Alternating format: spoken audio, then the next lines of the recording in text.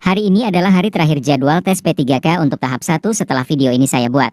Dan hari ini kita akan coba mengetahui perankingan dan penentuan kelulusan tes P3K yang sudah dilaksanakan kemarin. Jadi, seleksi pengadaan pegawai pemerintah dengan perjanjian kerja, atau P3K tahun anggaran 2024, diatur melalui Keputusan Menteri Pendayagunaan Aparatur Negara dan Reformasi Birokrasi, atau Keputusan Menteri Pan-RB Nomor 347 Tahun 2024, tentang mekanisme seleksi pegawai pemerintah dengan perjanjian kerja, atau P3K tahun anggaran 2024.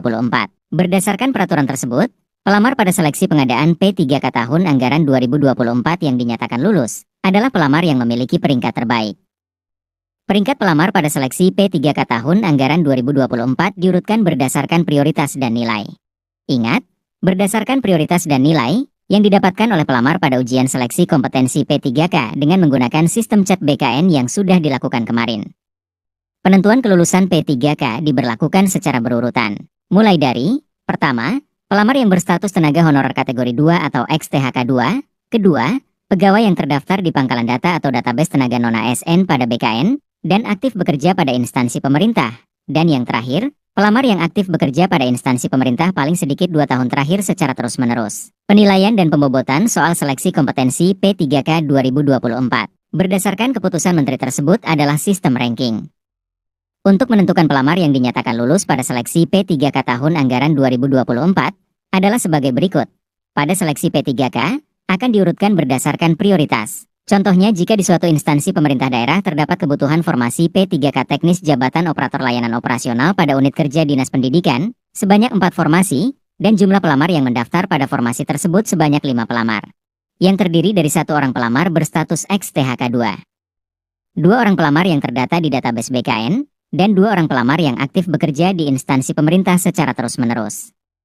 Setelah mengikuti ujian tes seleksi kompetensi dengan menggunakan sistem CET BKN, nilai yang didapatkan oleh setiap pelamar adalah, nomor 1 mendapatkan skor nilai 327, nomor 2 mendapatkan skor nilai 310, nomor 3 mendapatkan skor nilai 430, nomor 4 mendapatkan skor nilai 330, dan pelamar 5 mendapatkan skor nilai 480.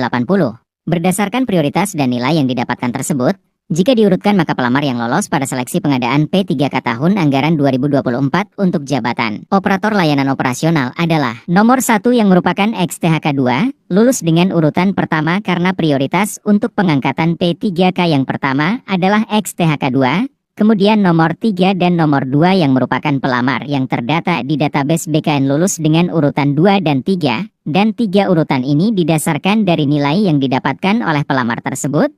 Selanjutnya nomor 5 yang merupakan honore aktif dinyatakan lulus dengan urutan keempat, karena memiliki nilai lebih tinggi dari pelamar keempat.